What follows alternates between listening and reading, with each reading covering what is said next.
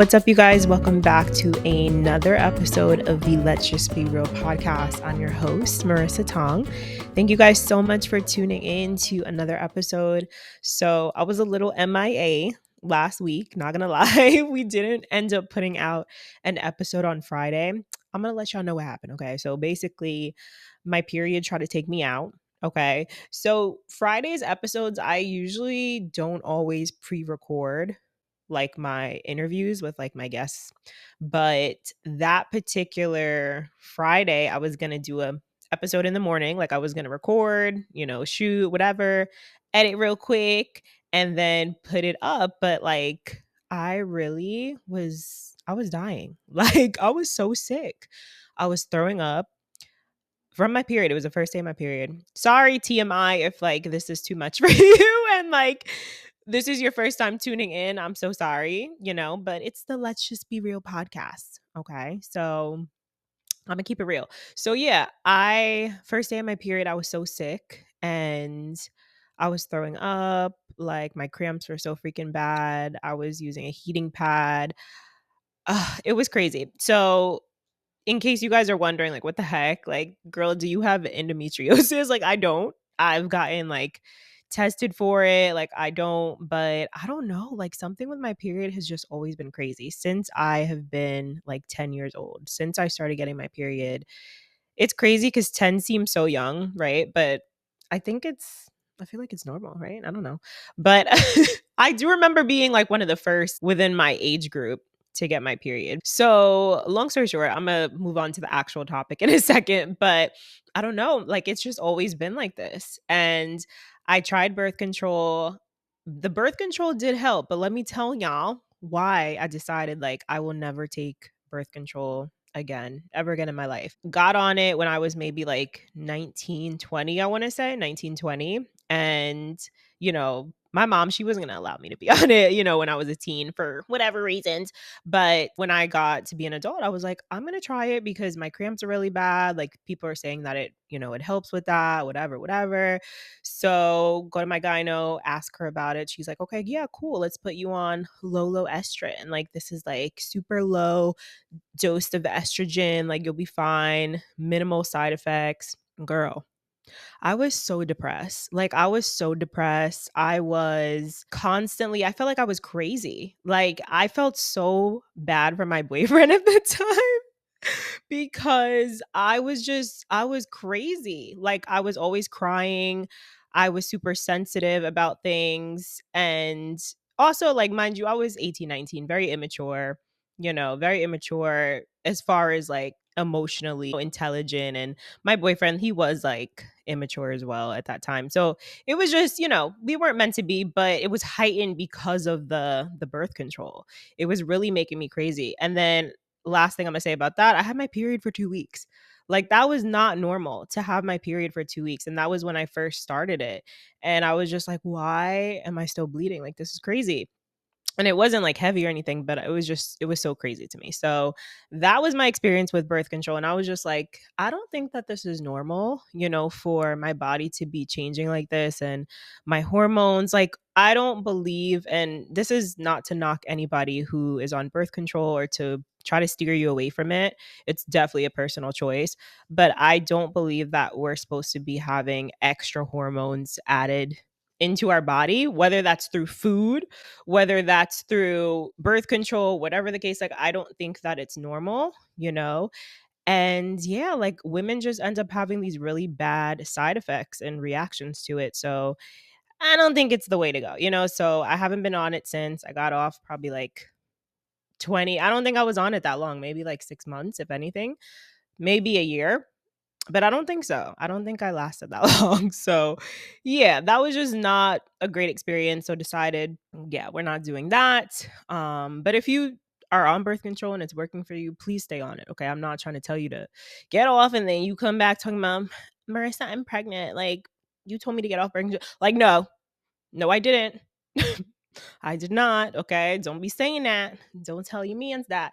But anyway, y'all, let's get into today's topic. Okay.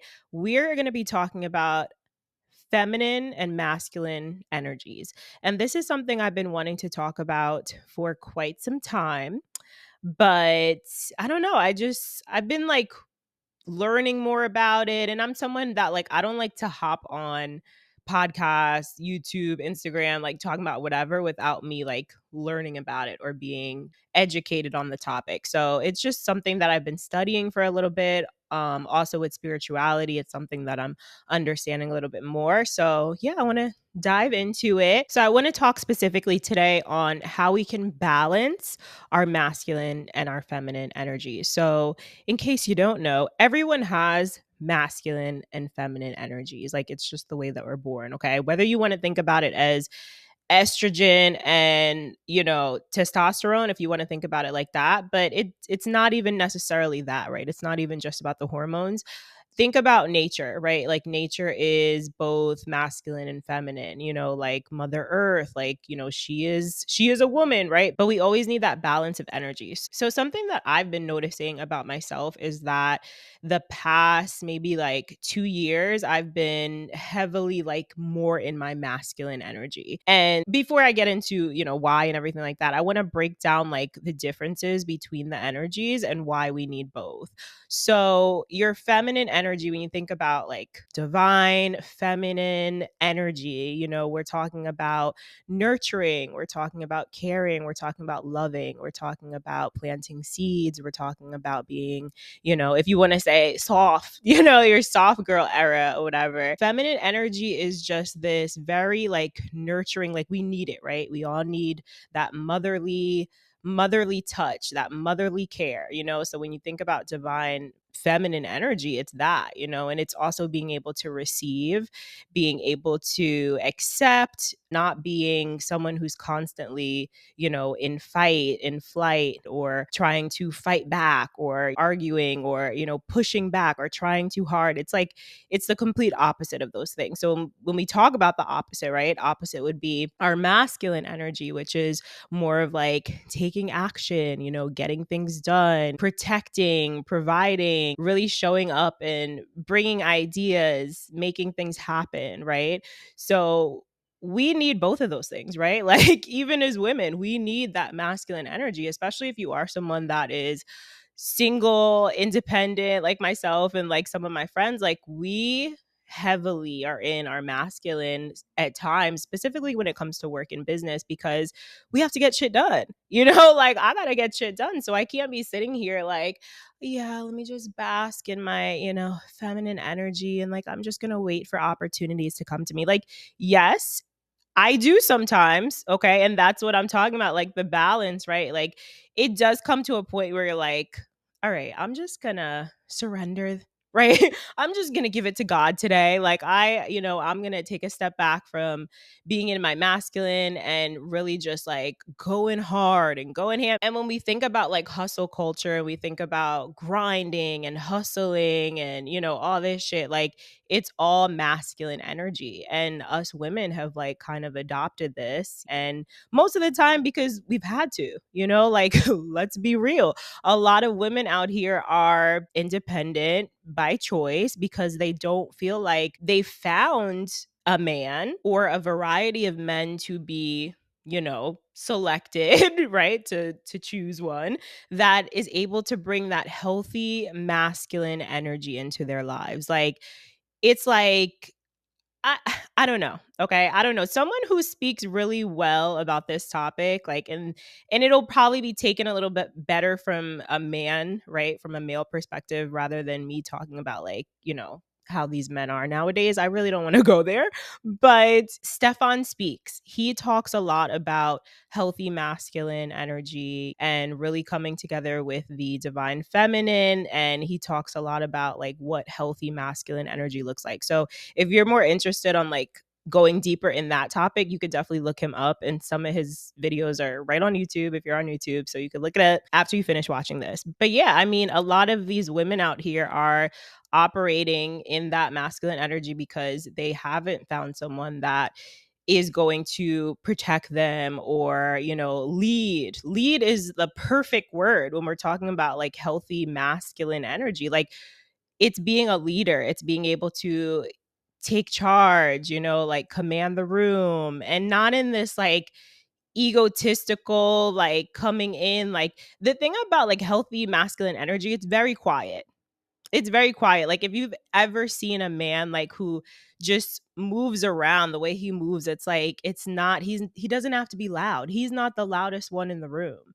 And usually you can always point out like the ones that don't treat women well, or the ones who are not in their healthy masculine because they're being the loudest, or they're the ones talking to all these women or doing whatever. Like it's just you could tell it's just like, but the healthy masculine man, right? The one that really like is about his business, taking care of his women, showing up for himself, showing up for his family, like that man is not going to be the loudest one. Like he is not going to be trying to command time, attention, energy. Like it's just going to be there. So when we want to attract men like that, like as women, like we have to learn how to be in our feminine energy. And that's definitely something that I'm learning. I feel like naturally I am a feminine woman, but when it comes like action wise, like I'm more masculine in that way, like of getting things done and taking action. But I would love to find, when the time is right. Okay, don't rush me. When the time is right, I would love to find like just a nice like masculine man, that's going to lead, and like I can be soft and I can just trust him to make decisions for us. And when you do match like healthy masculine and healthy feminine energy, like you're going to get a good match because they're going to balance each other out, right? And that's ideally what we want. We want to be able to balance our own energies out, but also like when we are in those relationships and those dynamics, we want also that balance, right? So being able to take what each other is giving, right? Like women are more nurturing, right? They might bring more ideas to the table, support their man in business, maybe work, with their man, or just making sure that he is emotionally taken care of, and, all those things, right? Whereas the man is going to be more of like the provider, the protector, making sure that his woman feels safe, making sure she feels secure, right? And that's not even just like financially, but emotionally, right? Like making sure that she feels safe in the relationship, that he's not about to go out and dip, and be talking to other women and stuff, and it's like when you are with the right person, you're not even going to be thinking about those things because that person should make you feel safe and secure. So that's what we want ideally, like, right? Like that is what we want. We want to be in these healthy dynamics, but first we have to be able to heal ourselves. We have to be able to understand what that energy looks like and also try to balance it within ourselves. I saw this reel the other day that was hilarious, and I sent it to like my team group chat, and it was this girl in the car, and it was the audio from White Chicks. So the audio basically was like in White Chicks, he was about to like basically throw hands at somebody and like his voice, but he forgot he was in like the white chick body. So his voice switched mad quick to like a soft feminine voice. It was hilarious. But the caption was like, when you're trying to be like more in your feminine energy, but you forgot. It was something like that, but hilarious. I should link it in like the podcast notes, the show notes, and on YouTube so you guys can see it. But it's true. Like when you're used to operating and being like on the defense, right? And dating like, these weirdos and dealing with these weirdos and always being like, so scared. And I saw this video the other day too, where this woman was talking about like how unsafe most women feel in this world. And it's so true. And especially if you are like a woman that lives by yourself and you're single and you're independent, it's like you got to be looking over your shoulder every couple seconds, right? You got to be walking around pepper spray, knife, screwdriver, whatever, right? Whistle. Because it's like, why are we such targets in this world? Like why are women so unprotected? It's crazy. This is a whole nother topic that we're not going to go into today on today's episode, but it's true. It's like we just want to feel safe in this world. So like if you're a man listening to this right now or watching, like we need you to help us feel safe in whatever way you could do that, and that starts really with like your family, your mom, your sisters. How can you make them feel safe? And then trickling down to the women that you're around, the women you date, the women in your workplace, like actually showing them some type of like support and care and like genuinely being concerned for their well-being. Take on that feminine energy. Like that's what we need men to have more of, like healthy feminine energy as well, being like able to actually care and being emotionally available. That's what women really want. So, yeah, I hope that you guys learned something from today's episode. It is so nice outside. I'm about to go for a nice little walk with Milo. The sun is shining. I was getting scared because it's around like sunset time soon. And I was like, damn, it's going to be mad dark on the camera, but the sun's out. So, yeah, I hope you guys enjoyed this episode. A new episode will be out this Friday. We're doing our guest interview episode Friday instead of Tuesday this week, since I dipped on you guys last week. But also, I forgot to tell you guys, please go check out the meditation that I uploaded on Saturday. I put it out as like a little bonus episode, but I think that based on the feedback, I think I'm going to make it a regular thing. I'm going to upload a meditation at least maybe once a month or twice a month. I don't know. You guys let me know what you think. Okay, listen to the meditation, get quiet, get cozy, really try to get into it. Let me know what you think, honestly and truly. I will put a question on the podcast show notes on Spotify so you guys can answer. But if you're on YouTube, drop a comment and let me know what you thought of the meditation. If you guys are listening on Spotify or Apple, please rate and review the podcast if you're loving it. That would make me so happy. And if you guys are watching on YouTube, hit that like button, subscribe to this channel so you get notified when new episodes drop. Drop a comment. Let me know what you thought of this episode. I hope you guys have an amazing week, and I'll see you guys in the next episode.